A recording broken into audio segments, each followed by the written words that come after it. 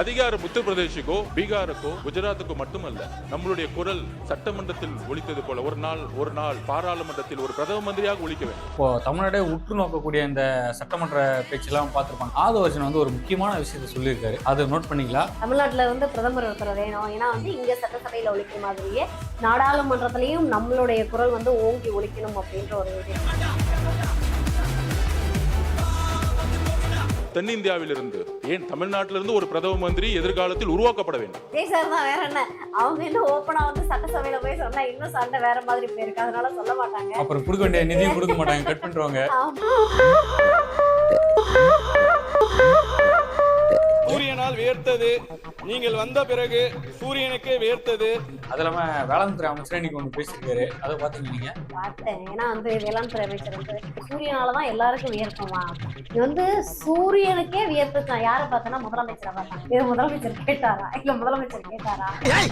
என்ன சொல்ல சொன்னா என்ன சொல்லிட்டு இருக்க? இதுவரை யாருமே நெருங்க முடியாத நிலையில் தான் சூரியன் இருக்கிறார் என்பதை 3 முறை முதல்வர் இருந்தாரு. ஆனா திமுக காரன் கூட ஏன் ஆன்சர் பண்ணல, இவரே ஆன்சர் ஒரு முக்கியமான பொறுப்புல இருந்திருக்காரு.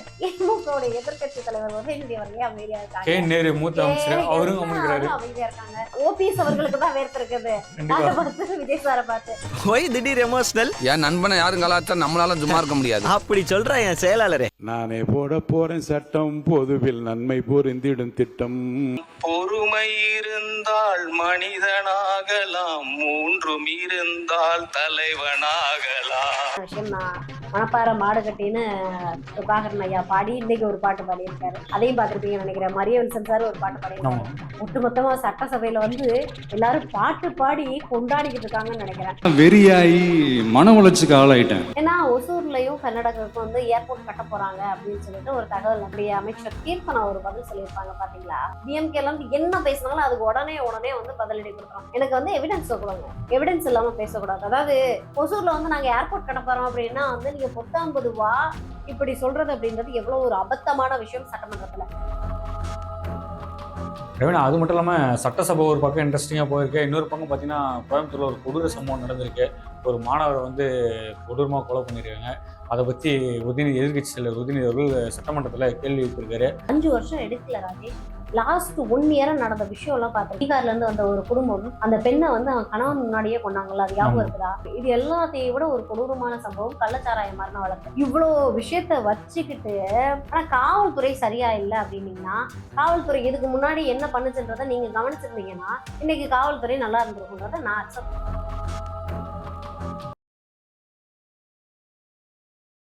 கிரெடிட் கார்டு ஓவர் டியூவா, மல்டிபிள் இஎம்ஐ ஸ்ட்ரெஸ்ஸா? இனி ஒரே இஎம்ஐல ஈஸியா மேனேஜ் பண்ணலாம். Power of one EMI. The expose வியூவர்ஸ்க்கு ஹாய், நான் ரவினா. இன்னைக்கு RR விஷன் ஷோல என் கூட ராஜேஷ் தான் இருக்காங்க. அவங்க நிறைய விஷயங்கள் பேசலாம். ராஜேஷ் ஹாய். ராஜேஷ், சட்டசபை எப்படி போயிட்டு இருக்குது? என்ன மாதிரியான நிகழ்வுகள் நடந்துட்டு இருக்குது? கண்டிப்பாக நான் சொல்லவே தேவையில்ல. சட்டசபை இன்னைக்கு பார்த்தீங்கன்னா ரொம்ப பிளாஸ்டாக தான் சொல்லலாம். ஏன்னு கேட்டிங்கன்னா, முதலமைச்சர் விஜய் அவர்கள் பாஜக குறித்து பேச மாட்டாரு, மத்திய அரசு கண்டித்து எதுவும் பேச மாட்டாரு அப்படின்ற ஒரு பல்வேறு குற்றச்சாட்டுகள் வந்து எதிர்கட்சிகள்லாம் வைத்தாங்க. இன்னைக்கு பார்த்தீங்கன்னா மத்திய அரசுக்கு எதிராக ஒரு தீர்மானம் நிறைவேற்றிருக்காங்க. தொகுதி மறுவரையை கண்டித்து வந்து ஒரு தீர்மானம் நிறைவேற்றிருக்காங்க. எதிர்கட்சியான திமுகவே ஆதரவு தெரிவிச்சாங்க. ஆனால் அதில் சில மோடிக்கு விசுவாசமான சில கட்சிகள் வந்து அதுக்கு எதிராக வாக்களிக்கல, அதுக்கு ஆதரவு தெரிவிச்சிருக்காங்க. அதை பார்த்தீங்கன்னா நீங்க? பார்த்தேன். அதாவது வந்து தேமுதிக, அதிமுக, பாமக, அதாவது இவங்க எல்லாரும் அதிமுக, பாமக இவங்க எல்லாரும் ஒரே கூட்டணி, பாஜகவுக்கு வந்து விசுவாசமா இருந்தவங்க தான். ஆனா இதுல தேமுதிக வந்து திமுகவோட கூட்டணியில இருந்துட்டு ஏன் தொகுதி மறுவரையை வந்து ஆதரிக்கிறாங்க அப்படின்ற ஒரு பெரிய கேள்விக்குறி இருக்கு. இதுக்கு முன்னாடி பாஜகவோட என்டிஏ கூட்டணியில இருந்திருக்கலாம். பட் அவங்க இப்ப இருக்கிறது என்ன கூட்டணியில இருக்கும் அப்படின்றத கொஞ்சம் யோசிச்சு பார்த்திருக்கணும். ஸோ இந்த தொகுதி மறுவரையறைய ஏன் வந்து தேமுதிக அக்செப்ட் பண்ணியிருக்காங்கன்னு நினைக்கிறீங்க? அது ஏன் பண்ணிருக்காங்கன்னா, நீங்க பிரேமலதா அவங்க வந்து ஒரு விளக்கம் கொடுத்துருக்காங்க. அதுல பாத்தீங்கன்னா இப்போ கரண்ட் சுச்சுவேஷன்ல பாத்தீங்கன்னா 10 லட்சம் மக்களுக்கு ஒரு எம்பி அப்படின்ற இதுதான் போயிட்டு இருக்கு. இப்போ அந்த தொகுதி மறுவரை கொண்டு வந்தா இப்போ 543 கிட்டத்தட்ட 543 தொகுதிகள் அதை வந்து எக்ஸ்டர்னல் ஆகும். கிட்டத்தட்ட 800 தொகுதிகள் ஆகும். இப்போ நம்ம தமிழ்நாட்டில் பார்த்தீங்கன்னா 39 எம்பிகள் இருக்காங்க. இப்போ அந்த தொகுதி மறுவரை கொண்டு வந்தா, அந்த சட்ட மசோதா கொண்டு வந்தா இப்போ 39 எம்பிகள் வந்து 50 எம்பிங்களா கூடுதல் வரும். ஸோ இது மூலியமா அவங்க பிரேமலதா என்ன சொல்ல வராங்கன்னா, இப்போ 10 லட்சம் மக்களுக்கு ஒரு எம்பி, இப்போ இந்த தொகுதி மறுவரை கொண்டு வந்தா 8 லட்சம் மக்களுக்கு ஒரு எம்பி, மக்கள் பணியை ஆற்ற ஈஸியா இருக்கும் அப்படின்ற போல அவங்க ஒரு விளக்கத்தை கொடுத்துருக்காங்க. ஆனா இந்த தொகுதி மறுவரை என்பது வட மாநிலத்துக்கு சாதகமா இருக்குன்னு சொல்லிட்டு தாவேக்கா கட்சிகளுக்கும் திமுகவும் சரி அதுக்கு வந்து எதிர்ப்பா வாக்களிச்சிருக்காங்க இங்க தமிழ்நாடு சட்டமன்றத்துல. கண்டிப்பா. ஏன் அப்படின்னா, கண்டிப்பா மக்கள் இப்ப நீங்க சொன்ன ஆஸ்பெக்ட்ல பார்த்தா, எல்லாரும் என்ன நினைப்பாங்க, ஓ! அப்ப நம்மளுடைய எம்பி கேண்டிடேட்ஸ் வந்து கூடிருவாங்களா? அப்ப நாடாளுமன்றத்துல நம்ம எம்பிக்களுடைய குரல் அதிகமா ஒலிக்குமா? அப்படின்னு ஒரு பார்வை தான் முன் வைப்பாங்க. ஆனா அது முற்றிலும் தவறு. ஏன் அப்படின்னு பார்த்தீங்கன்னா, இங்க மக்கள் தொகை அடிப்படையை வச்சு தான் வந்து எம்பிக்கள் தேர்வு செய்யப்படுறாங்க அப்படின்றது எல்லாருக்கும் தெரியும். இப்போ நீங்க இது நம்மளுடைய தெற்கு விட்டுட்டு அப்படியே வடக்கு பக்கமா போனீங்க அப்படின்னா, வடக்குல இருக்கக்கூடிய உத்தரப்பிரதேசமா இருக்கட்டும், பீகாரா இருக்கட்டும், இந்த மாதிரியான மாநிலங்கள்ல மக்கள் தொகை அதிகம். நம்ம தமிழ்நாட்டை கம்பேர் பண்ணும்போது. அப்ப இப்ப அவங்க கிட்ட ஒரு 80 எம்பிக்கள் இருக்காங்க உத்தரப்பிரதேசத்துல அப்படின்னா, அவங்கள வந்து 89 எம்பியா கூடுவாங்க. பட் நமக்கு அப்படி கிடையாது. நமக்கு வந்து மக்கள் தொகை கம்மி. அப்ப மக்கள் தொகை கம்மின்றப்ப இருக்கக்கூடிய 39 எம்பிக்களும் 32 குறையிறதுக்கான வாய்ப்புகள் இருக்குன்றதுக்காக தான் தாவேக்கவா இருக்கட்டும், திமுகவா இருக்கட்டும், இன்னைக்கு ஆதரவு தெரிவிச்சாங்க இல்லையா? ஐயுஎம்எல், விசிக அப்படின்னு சொல்லிட்டு எல்லா கட்சிகளும். இவங்கெல்லாம் இந்த மாதிரியான யதார்த்தத்தை புரிஞ்சுக்கிட்டு தான், இல்ல எங்களுக்கு தொகுதி மறுவரையறை வேண்டாம் அப்படின்னு ஒத்த கால்ல ஒரே ஸ்டாண்ட்ல இருக்காங்க.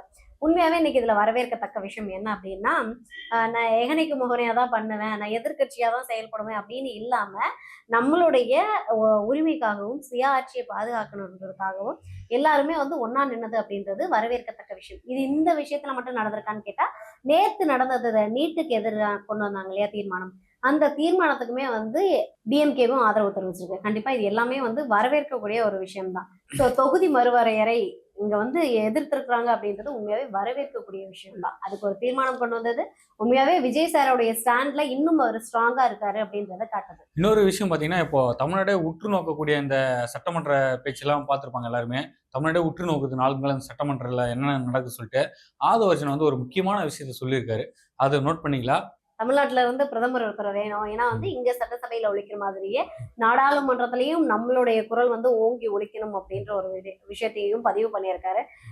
இது வந்து நீங்க வந்து இன்னைக்குதான் பாக்குறீங்கன்னு நினைக்கிறேன். ஆதவர்ஜன் பேசும்போது எனக்கு தெரிஞ்சு தாவேக்கல இருக்கிற நிறைய பேர் பேச ஆரம்பிச்சிட்டாங்க. விஜய் சார் என்னைக்கு சிஎம் ஆனாரோ அன்னைக்கே அதுக்கு மறுநாள் மறு மாசத்துல இருந்தே ஆரம்பிச்சிட்டாங்க, அடுத்த பிஎம் விஜய் சார் தான் அப்படின்னு. நீங்க பாத்திருப்பீங்கன்னு நினைக்கிறேன். நிறைய ரீல்ஸ் வந்துட்டு இருக்குது. அதாவது வடநாட்டுல இருந்து உங்களுக்கு வந்து மோடி அவர்களை பிடிக்குமா விஜய் சார் பிடிக்குமான்னு கேட்டா எல்லாரும் விஜய் சார் தான் சொல்லிட்டு இருக்காங்க. சோ அந்த அளவுக்கு வந்து இன்னைக்கு சிஎம் வந்து அந்த அளவுக்கு ரீச் ஆயிருக்காரு அப்படின்னு. ஆனா ஒரு இன்னொரு விஷயம் சொல்லிருக்காரு பாருங்க. வட இந்தியாவில பாத்தீங்கன்னா 4 மாநிலம் 6 ஒரு 5 மாநிலம் 6 மாநிலம் நினைச்சா ஒரு பிரதமர் உருவாக்குறாங்க. அது போல நம்ம தென் மாநிலத்தை இப்போ தென்னிந்தியாவில பாத்தீங்கன்னா இது வரைக்கும் ஒரு பிரதமர் கூட நம்ம உருவாக்கல. சோ அதனால இதுக்கு தமிழ்நாடு வந்து ஒரு முக்கியத்துவம் கொடுத்து தமிழ்நாட்டுல இருந்து ஒரு பிரதமர் வந்தா நல்லா இருக்கும். அவர் வந்து விஜய் சார் வரணுமோ இல்ல அதர்ஸ் யாரும் வரணும் அவர் சொல்லல. தமிழ்நாட்டுல இருந்து ஒரு விஜய் சார் தான், வேற என்ன? அவங்க இன்னும் ஓப்பனா வந்து சட்டசபையில போய் சொன்னா இன்னும் சண்டை வேற மாதிரி போயிருக்கு. அதனால சொல்ல மாட்டாங்க. அப்புறம் கொடுக்க வேண்டிய நிதியும் கொடுக்க மாட்டாங்க, கட் பண்ணிடுவாங்க. ஆமா, ஏன்னா வந்து பிஎம் இங்க இருந்துட்டு நம்ம இப்பதான் சிஎம் வந்து ஆட்சி கிட்ட அமர்ந்திருக்கோம். 3 மாசம் தான் இருக்குது. இப்பவே நம்ம பிஎம் ஆகணும், அதுவும் விஜய் சார் வரணும் அப்படின்னா இன்னும் நிறைய சிக்கல்களை சமாளிக்க வேண்டியது இருக்குது. திமுக கொடுக்க வேண்டிய இடையூறுகளை சமாளிக்க வேண்டியது இருக்குது. நமக்கு இருக்கக்கூடிய கடனை சமாளிக்க வேண்டியது இருக்குது. இந்த மாதிரி ஏகப்பட்ட பிரச்சனை கிடக்கு. அங்க நம்ம உட்கார்ந்துருக்கிறது வந்து சாதாரண சோஃபா எல்லாம் கிடையாது, முள் சீட்டு தான். உண்மையாவே இன்னைக்கு இருக்கக்கூடிய சிஎம்க்கு இருக்குது முள் சீட்டுன்னு தான் நான் சொல்லுவேன். கண்டிப்பா நீ சொன்ன மாதிரி ராஜேஷ், இப்ப சொன்ன இல்லையா ஒரு 4-5 மாநிலம் சேர்ந்து வந்து ஒரு பிரதமரை அனுப்பிடலாம் அப்படின்னு. அது வந்து நமக்கு நம்மளுடைய தென்னிந்தியாவுக்கு சாத்தியமா அப்படின்றது ஒரு பெரிய கேள்விக்குதான். ஏன்னா நீங்க அப்படியே நார்த்ல போய் பாத்தீங்கன்னு வச்சுக்கோங்க, உத்தரப்பிரதேசம், மத்திய பிரதேசம், பீகார், இந்த மாதிரி இருக்கக்கூடிய அந்த வடக்குல இருக்கக்கூடிய ஒரு 6 மாநிலத்துல இருக்கக்கூடிய மக்கள் தொகை இருக்கு பாத்தீங்களா, அது ஜாஸ்தி. அங்க இருக்கக்கூடிய சட்டசபை ஜாஸ்தி. ஸோ அதனால அவங்கள்ட்ட இருக்கக்கூடிய பாராளுமன்ற உறுப்பினர்களுடைய எண்ணிக்கையும் ஜாஸ்தி. பட் நமக்கு தமிழகத்துக்கு அப்படியே வரும்போது முற்றிலுமாவே வந்து எல்லாமே குறைஞ்ச எண்ணிக்கையில தான் இருக்கு ராஜேஷ். அப்புறம் இன்னொரு முக்கியமான விஷயம், ஏன்னா வந்து நம்ம பேச ஆரம்பிச்சதுல இருந்து சட்டமன்றம் போனதுல இருந்து நான் தொடர்ந்து பதிவு பண்ண ஒரு விஷயம் தான், இவங்களுக்கு என்ன பேச தெரியும்னு கேட்ட பல எம்எல்ஏக்கள், தாவேக எம்எல்ஏக்கள் இன்னைக்கு அதிரடியா பதில் கொடுத்துட்டு இருக்காங்க. ஏன்னா ஒசூர்லயும் கர்நாடகாவுக்கும் வந்து ஏர்போர்ட் கட்ட போறாங்க அப்படின்னு சொல்லிட்டு ஒரு தகவல் வந்தது. அதுக்கு வந்து நம்மளுடைய அமைச்சர் கீர்த்தனா ஒரு பதில் சொல்லியிருப்பாங்க பாத்தீங்களா?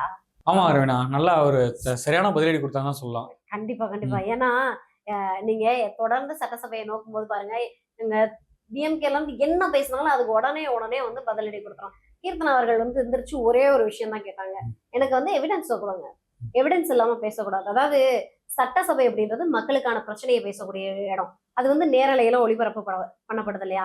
அப்படி இருக்கும்போது எவ்வளவு கேர்ஃபுல்லா எவ்வளவு முக்கியமான விஷயத்த பேசுறாங்க. ஏன்னா பரந்தூர்ல விமான நிலையம் வரக்கூடாது அப்படின்னு சொல்லிட்டு அவ்வளவு பெரிய இஷ்யூ போயிட்டு இருக்குது. ஒசூர்ல வந்து நாங்க ஏர்போர்ட் கட்ட போறோம் அப்படின்னா வந்து நீங்க பொத்தாம்பது வா இப்படி சொல்றது அப்படின்றது எவ்வளவு ஒரு அபத்தமான விஷயம் சட்டமன்றத்துல. அது டிஎம்கேயோட எம்எல்ஏ போயிட்டு, ஏன்னா இப்ப டிவிகேக்கு தான் வந்து நீங்க சொல்ற மாதிரி அனுபவம் இல்லை, எதுவுமே இல்லை. டிஎம்கேக்கு எல்லாமே இருக்குதுல்ல, டிவிகேக்கு தானே அனுபவம் இல்லை. டிஎம்கேக்கு அனுபவம் இருந்தும் ஏன் இப்படி ஒரு பொத்தாம்பதுவான விஷயத்த சொல்றீங்க? ஆதாரத்தை கொடுங்க, சும்மா பத்திரிகையில பார்த்துட்டு வந்துடலாம், இங்க உட்காந்து பேசிட்டு இருக்க கூடாது. இது வந்து மக்களுக்கான பிரச்சனையை பேசுற இடம். அப்ப நீங்க இங்க வந்து ஆதாரபூர்வமா மட்டும்தான் பேசணும்.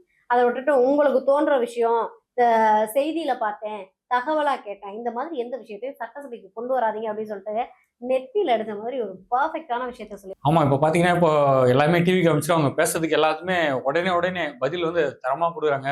அது இல்லாம வேளாண் துறை அமைச்சரே இன்னைக்கு ஒண்ணு பேசியிருக்காரு. அதை பாத்தீங்கன்னா நீங்க? பார்த்தேன். ஏன்னா வந்து வேளாண் துறை அமைச்சர் வந்து நான் என்ன சொல்லேன்னா, டிவிக்கு அமைச்சர்கள் எல்லாருமே ஃப்ரெஷ், எப்படி சொல்றது, இப்ப சட்டமன்றத்துக்குள்ள போறாங்க. அவங்க வந்து கண்டிப்பா வரவேற்கக்கூடிய விஷயம். இவ்வளோ விஷயங்களை வந்து இவ்வளவு குறிப்பிட்ட காலத்துக்குள்ள கொடுக்கறதா இருக்கட்டும், இல்ல சட்டசபையை ஹேண்டில் பண்ற விதமா இருக்கட்டும், எல்லாமே வந்து அவங்களுக்கு புதிது. ஸோ பண்றது வந்து ஓரளவு வந்து ஓகேவா தான் இருக்குது. அப்படின்னாலுமே சின்ன சின்ன விஷயங்கள் வந்து பொதுமக்களுடைய பார்வையில இருந்து பார்க்கும்போது கொஞ்சம் பிரச்சனைகளை பேசினாங்கன்னா நல்லா இருக்குமோ அப்படின்ற ஒரு மைண்ட் செட்டும் இருக்குது. ஏன் அப்படின்னா, நீங்க தொடர்ந்து பார்த்திருப்பீங்க, வேளாண் துறை அமைச்சர் வந்து விஜய் சாருக்கு கிட்டத்தட்ட வந்து வேளாண் அறிக்கை தாக்கல் பண்றதுக்கு முன்னாடி ஒரு 10 நிமிஷம் புகழாரம் வச்சிருப்பாங்க. ஸோ சபாநாயகர் அவர்களே அப்பெல்லாம் பண்ணக்கூடாது, நீங்க வந்து ஸ்ட்ரெயிட்டா வந்து என்ன மக்களுக்கான பிரச்சனை இருக்கோ அதை சொல்லுங்க அப்படின்னு சொல்லியிருந்தாங்க. ஸோ இந்த மாதிரியான விஷயங்களை மட்டும் கொஞ்சம் அமைச்சர்கள் தவிர்த்துக்கலாம்னு தோணுது. ஏன்னா இதை வந்து விஜய் சாரே அக்செப்ட் பண்ணிக்க மாட்டாங்கன்னு தான் எனக்கு தோணுது. இன்னைக்கு வந்துட்டு நேத்து வந்துட்டு கனிமொழி மேம் பேசின விஷயமா இருக்கட்டும், அழகிய தமிழ் மகன், அதுக்கப்புறமா பீஸ்ட், வேட்டைக்காரன், காவலன் சொல்லிட்டு இந்த மாதிரி ரைமிங் வேர்ட்ஸ் எல்லாம் யாருமே கேட்கல. சட்டமன்றத்துல நீங்க போனீங்க அப்படின்னா இல்ல, அது வார்த்தைகள் தவறி கூட வந்திருக்கலாம். ஆனா அதை வந்து நிறைய பேர் ட்ரோல் பண்ணிட்டு இருக்காங்க. எல்லாருக்குமே வந்து பர்ஃபெக்டா எல்லா வார்த்தையும் வந்துடாது. சில நேரங்கள்ல அது ரோல் ஆகலாம். ஸோ அப்படி தவறான வார்த்தைகள் வந்திருக்கலாம். நம்ம அதை பெருசு பண்ண வேண்டாம். என்ன அப்படின்னா, நீங்க போறீங்கன்னா முதலமைச்சர் அவர்களுக்கு நன்றி தெரிவிச்சுட்டு, பேரவைத் தலைவர்களுக்கு நன்றி தெரிவிச்சுட்டு, அங்க இருக்கவங்களுக்கு நன்றி தெரிவிச்சுட்டு நம்ம உரையை ஆரம்பிக்கலாம். ஏன்னா மக்களுக்காக தான் இங்க சட்டசபை நடந்துகிட்டு இருக்குது. மக்களுக்கான நிதி அறிக்கையை தான் தாக்கல் பண்ணிட்டு இருக்காங்கன்றப்போ முதலமைச்சருக்கு இவ்வளவு புகழாரம் தேவையா அப்படின்னு கேட்டா நிறைய பேர் வந்து இல்ல, அதை தவிருங்கள் அப்படின்னு மட்டும்தான் சொல்றாங்க. வேளாண் துறை அமைச்சர் அந்த சூரியன் ஏதோ சொன்னாரு, அதுக்கு ஓபிஎஸ் அதுதான் நானும் சொல்ல வரேன். பாத்தீங்களா? பார்த்தேன் ராஜேஷ், அதுதான் நானும் சொல்ல வரேன். என்னன்னா சூரியனாலதான் எல்லாருக்கும் வியர்க்குமா? இது வந்து சூரியனுக்கே வியர்த்துச்சான். யாரை பார்த்தனா? முதலமைச்சரை பார்த்தான். இது முதலமைச்சர் கேட்டாரா இல்ல முதலமைச்சர் கேட்டாரா? இந்த மாதிரி முதல்ல பேசுறத கொஞ்சம் அவாய்ட் பண்ணாங்கன்னா நல்லா இருக்கும். அதுக்கு ஓபிஎஸ் ஒரு பதில் சொன்னாரு, அதை பாத்தீங்களா? அதாவது நான் என்ன சொன்னேன் உங்ககிட்ட, அதாவது டிவிக்கே தான் புதுசு, முதலமைச்சரை புகழணும்னு நினைக்கிறாங்க. ஓபிஎஸ் அவர்கள் 3 முறை வந்து முதல்வர் இருந்தாரு. ஆனா திமுக காரன் கூட ஏன் ஆன்சர் பண்ணல, இவரே ஆன்சர் ஒரு முக்கியமான பொறுப்புல இருந்திருக்காரு. கரெக்ட், அத நான் வந்து அக்ரி பண்ணிக்கிறேன். திமுகவுடைய எதிர்கட்சி தலைவர் உதயநிதி அவர்களே அமைதியா இருக்காங்க. மூத்த அமைச்சர் அவரும் அமைதியா இருக்காங்க. இப்ப யாருக்கு வேர்த்து இருக்குன்னா ஓபிஎஸ் அவர்களுக்கு தான் வேர்த்து இருக்குது. அதை பார்த்து விஜய் சாரை பார்த்து. ஏன்னா அவர் வந்துட்டு சூரியன் கிட்ட வந்து யாருமே போக முடியாது. ஏன்னா வந்து அவ்வளவு பெரிய நாசா விஞ்ஞானிகள் சூரியன்கிட்ட எப்படி சார்? ஏன்னா புரியல. இங்க இவர் பேசுறதையாவது கொஞ்சம் ஏதாவது லாஜிக்கா எடுத்துக்கலாம். சூரியனால வேர்க்குது வேர்க்கல அப்படின்னு சொல்லிட்டு இவரு சூரியனுக்கு நாசா விஞ்ஞானியால கூட போக முடியல. ஓபிஎஸ் சார போக சொல்லுவாங்க. இல்ல, முன்னாள் முதலமைச்சர் ஓபிஎஸ் அவர் மைண்ட் வாய்ஸ் எப்படின்னு பாத்தீங்கன்னா, தப்பு பண்ணி வந்து சேர்ந்துட்டுமோ, இன்னும் கொஞ்சம் நிதானிச்சு அங்க போயிடலாமோ அப்படின்ற போல புதியெல்லாம் ஓவரால பாடுறாரு. நெய் வேற ராஜேஷ். இல்ல, சில நேரம் அவர் யோசிக்கிற போல பாருங்க. இல்ல, அதாவது வந்து நம்ம போற இடத்துக்கு விசுவாசமா இருக்கணும்னு சொல்லுவாங்கல்ல. ஏன்னா எனக்கு தெரிஞ்சு வந்து ஓ பன்னீர்செல்வம் சார் எப்படின்னா, எங்க போறோமோ அந்த இடத்துக்கு வந்து பயங்கர விசுவாசமா இருப்பாரு. எக்ஸ்ட்ரீம் லெவல்ல. எப்படின்னா, ஜெயலலிதா அம்மையார் வந்து ஜெயிலுக்கு போயிட்டு ரிட்டர்ன் வந்த உடனே அந்த பதவியை மறுபடியும் அவங்க கிட்டே கொடுத்தாங்க. சசிகலா அம்மையார் ஒருத்தர் உட்கார வச்சுட்டு போனாங்க. திரும்ப வந்து அந்த பதவியை கேட்டோம்னு ஒருத்தர் கொடுக்க மாட்டேன்னு யாருக்குமே வழிவிடாம இப்போ வரைக்கும் உட்காந்துக்கிட்டு இருக்காரு இல்லையா? ஸோ அப்போ ஓபிஎஸ் சார் வந்து விசுவாசத்துக்கு எப்படி பேர் போனவர் அப்படின்றத தெரிஞ்சுக்கோங்க. ஸோ இது எல்லாமே சட்டசபையில நடந்த ஒரு இன்ட்ரெஸ்டிங்கான விஷயம். நான் மணப்பாறை மாடு கட்டின்னு பிரபாகரன் ஐயா பாடி இன்னைக்கு ஒரு பாட்டு பாடியிருக்காரு.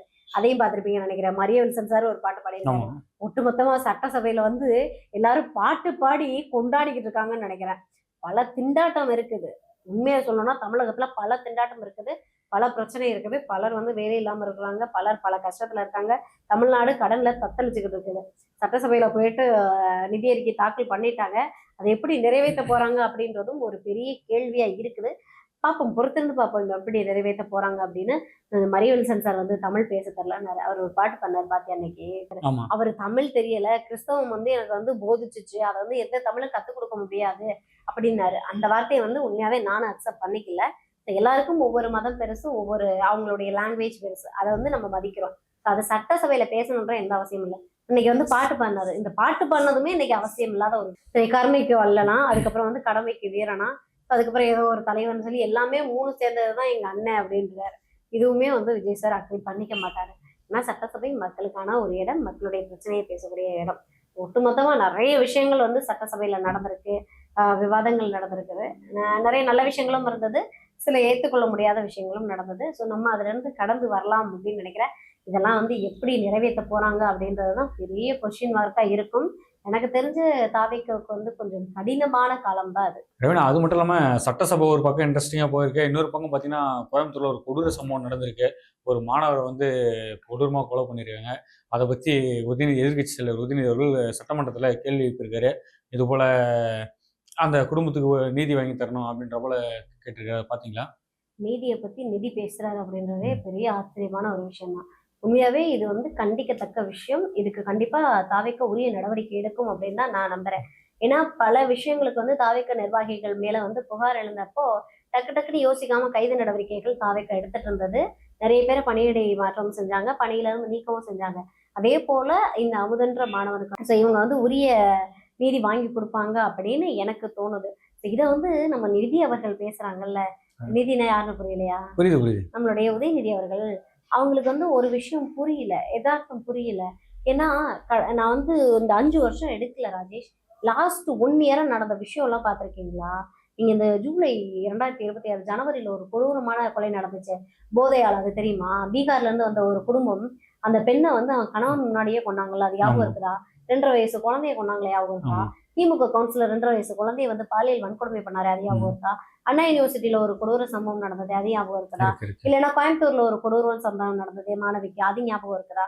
ஸோ 2 பாடகர்கள் வந்து 2 பேரை வந்து மதுவால வந்து அடிச்சு கொண்டாங்களே, அது ஞாபகம் இருக்குதா? அப்படின்னு சொல்லிட்டு இவ்வளோ விஷயம் இருக்கு. இது எல்லாத்தையும் விட ஒரு கொடூரமான சம்பவம் கள்ளச்சாராய மரண வழக்கு.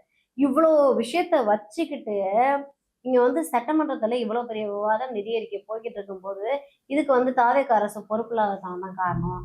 தாவேக்கா அரசு வந்து சட்டம் ஒழுங்கு சரியில்லை, தாவேக்கா அரசு வந்து இதுல கண்டுக்காம இருந்திருக்கு அப்படின்னு சொல்றது எந்த விதத்துல அக்செப்ட் பண்ணிக்க போகுது சொல்லுங்களேன்? இதுக்கு வந்து நீதி வேணும்னு கேக்குறீங்களா? அக்செப்ட் பண்ணிக்கிறோம். ஆனா காவல்துறை சரியா இல்லை அப்படின்னீங்கன்னா, காவல்துறை இதுக்கு முன்னாடி என்ன பண்ணுச்சுன்றதை நீங்க கவனிச்சிருந்தீங்கன்னா இன்னைக்கு காவல்துறை நல்லா இருந்திருக்குன்றதை நான் அக்செப்ட் பண்ணிக்கிறேன். நீங்க அன்னைக்கு காவல்துறையே கண்டுக்கல, அதனால அத்தனை மரணங்கள் நடந்தது. இன்னைக்கு காவல்துறையை கண்டிக்கிறாங்க, நிறைய விஷயங்களுக்கு இம்மீடியட்டா ஆக்ஷன் எடுத்துட்டு இருக்காங்க. அப்படி இருக்கும்போது நீங்க இந்த விஷயத்த வந்து கேள்வி கேட்குறீங்க. அதுக்கு ராஜ்மோகன் சார் எந்திரிச்சு பதில் சொல்லிட்டாரு என்ன நடந்துச்சு அப்படின்றது. கண்டிப்பா இதுக்கு ஒரு நல்ல ஆக்ஷன் எடுப்பாங்க தான் நானும் நம்புறேன். அது மட்டும் இல்லாம இப்போ கூட்டணியில் இருந்துக்கிட்டு இந்த விசிக கட்சி ஏன் இரட்டை நிலைப்பாடுல மாத்தி பேசிருக்காங்க? திமுக மேல போய் பார்த்தீங்கன்னா அவங்க கட்சி துணை பொதுச் செயலாளர் போயிட்டு திமுக ஒரே புகழ்ந்து பேசுறாரு, அதெல்லாம் பாத்தீங்களா? நான் என்ன கேட்குறேன், ஆலோஷா நவாஸ் அவர்களுக்கு வந்து தாவேக்கால இருக்க பிடிக்கல, விசிகா வந்து தாவேக்காவோட கூட்டணியில் அங்கம் வகிக்கிறது பிடிக்கலன்னா அவர் வந்து தன்னுடைய துணை பொதுச் செயலாளர் பதவி எனக்கு வேண்டாம், நான் வந்து விசிக கட்சியில இருந்து விலகி திமுகவில் போய் சேர்ந்துக்கிறேன் அப்படின்னு சொல்றது ஒரு நாகரிக அரசியல். ஆனா அவர் அதை விட்டுட்டு திமுக மேடையில போயிட்டு 3 மாசத்துக்கு முன்னாடி திமுக அப்படி திட்டங்கள் கொண்டு வந்துச்சு, இப்படி திட்டங்கள் கொண்டு வந்துச்சுன்னு நான் வந்து திமுக அரசை வந்து பாராட்டியிருக்கேன். இதே வாயால வந்து 3 மாசத்துல வந்து என்னால வந்து மாத்தி தாவேக்கா அரசு நல்லா பண்ணுது அப்படின்னு சொல்லிட்டு திமுகவை என்னால திட்ட முடியாது, அப்படி பண்ணுனா அது ஒரு மலிவான அரசியல்ன்றாரு. அப்ப வந்து விசிகவுடைய தலைவர் திருமாவளவன் அவர்கள் மலிவான அரசியல் பண்றாரா? இல்ல அந்த திமுக கூட்டணியில இருந்து போயிருக்காங்களே சிபிஐ, அது மலிவான அரசியல் பண்ணியிருக்கா? இல்ல சிபிஎம் மலிவான அரசியல் பண்றாங்களா? இவங்க வந்து கூட்டணிக்கு உள்ள போகலனாலும் வெளியே இருந்து தன்னுடைய ஆதரவுகளை பட தெரிவிச்சிருக்காங்க. இப்போ விசிகவோ அதிமுகவோ காங்கிரஸோ கூட்டணிக்கு போயிருக்காங்க. இப்போ அவங்க தாவேக்கா பண்ற நல்ல திட்டங்கள் எல்லாம் வரவேற்கிறாங்க. அதுக்காக திமுக திட்டணும்ன்ற அவசியம் இல்லை. தாவேக்கா பண்ற விஷயத்த வந்து அங்கீகரிக்கலாம். அவங்க நல்லது பண்ணாங்கன்னா நல்லது பண்ணாங்கன்னு சொல்லலாம். இல்ல அவங்க தவறான ஒரு வழியில போறாங்கன்னா தவறான வழியில போறாங்க, இந்த விஷயத்த பண்ணா தமிழக மக்களுக்கு நல்லதுன்னு உறுதுணையா நிக்கணும். அதை விட்டுட்டு இதுக்கு முன்னாடி நாங்க எப்படி பண்ணிட்டோம், இதுக்கப்புறம் நாங்க எப்படி பண்ணிட்டோம், இது வந்து ஒரு மலிவான அரசியல் சொல்றது வந்து தகாத வார்த்தைன்னு தான் நான் நினைக்கிறேன். இதை வந்து திருமாவளவன் சார் ஏன் வந்து கண்டிக்காம இருக்கிறாரு அப்படின்றதும் ஒரு பெரிய கேள்விக்குறியா தான் இருக்குது. இல்ல இப்போ கட்சி விதிகளை மீறி பேசினா, மேடைகளை பேசினா அவங்கள உடனடியா இடைநீக்கம் பண்றாரு, தற்காலிக இடைநீக்கம் பண்றாரு. இவர் மேல எந்த ஒரு நடவடிக்கை எடுக்காம இருக்காரு?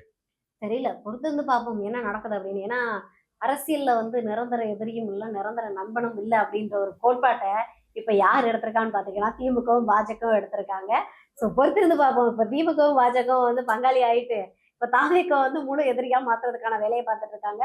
So இது கூடிய விரைவில் நடக்கும் அப்படின்னு பல நிபுணர்கள் சொல்றாங்க, பல அரசியல் விமர்சகர்களும் சொல்றாங்க, பல பத்திரிகையாளர்களும் சொல்றாங்க. எந்த அளவுக்கு நிஜம் அப்படின்றது தெரியல. பொறுத்திருந்து நாளைக்கு என்ன சம்பவம் நடக்குது அப்படின்ட்டு நம்மளுடைய நேர்களை வந்து பார்க்கிறேன். Bye Rajesh. Credit card over ஜியோ மல்டிபிள் இஎம்ஐ ஸ்ட்ரெஸ். இனி ஒரே இஎம்ஐல ஈஸியா மேனேஜ் பண்ணலாம். Power of one EMI.